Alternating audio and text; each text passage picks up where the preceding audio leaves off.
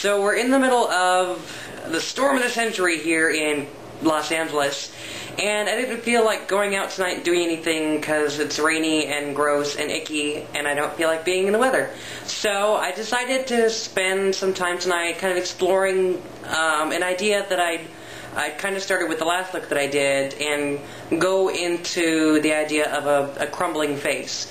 So we're going to get our adventure started. Here we go. Okay, so far I've glued down the eyebrows. I don't think I'm going to be covering up the eyebrows, but I am going to be doing a little bit of design over some of the eyebrows, so I glued them down so that it'll be easier to put a design over the top. And I've started in on the eyes. I think what I'm going to try to do is kind of make it kind of so that it'll look like I don't even have eyes. I'm going to be doing a little bit of Photoshop on the top of the look as kind of like a finishing for the photos. And I guess you'll just see how that turns out. Alright, so we've come a little further along in our design. Or I've come a little bit further along in my design because I'm alone right now. Using just a plain Ben Nye black grease paint. And I used a bigger flat brush around the main area to kind of get more coverage. And then an eyeliner brush to get the finer line details around the rest of it, to kind of create the cracks and kind of, the cracked, splintering look around my face.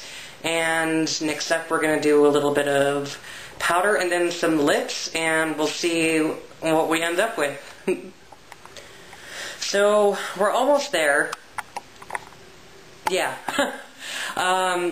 I went over some of the black grease paint with a matte black MAC eyeshadow to kind of reduce some of the shine and keep the grease paint from sliding all over the place. If I was gonna kind of go out, if I was to go out with something like this on my face, or it needed something like to last for a longer period of time, I would use the MAC eyeshadow over all of it, but I didn't do the fine lines because I'm not going anywhere or doing anything, so I'm going to be lazy. I'm still working on the lips, trying to get kind of a gangrenous, rotting look. Not sure what's going to happen there, but we'll find out tonight. So I currently have latex drawing on my chin, upper lip, and mouth, which makes it a little bit hard to talk. Don't smile. It makes it a little bit hard to talk. I'm sure it makes me a little bit hard to understand, because I don't have a whole lot of mouth movement left. But, it's what we do in the name of art. We all suffer for our art, don't we? Okay, so we've reached the final look here, and it's really crazy messy. I ended up using several layers of latex around the mouth, letting each layer dry and then kind of ripping it to create kind of the pucker scarring effect.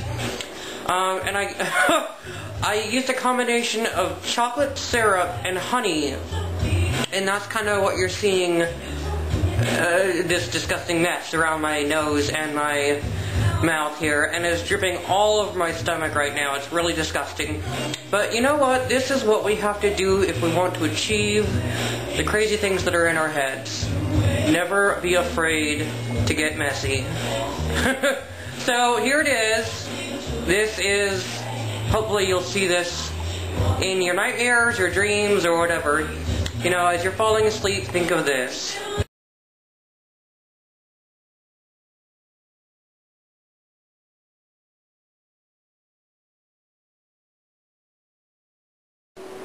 Be careful when you look into the deadlights. You don't know what you see.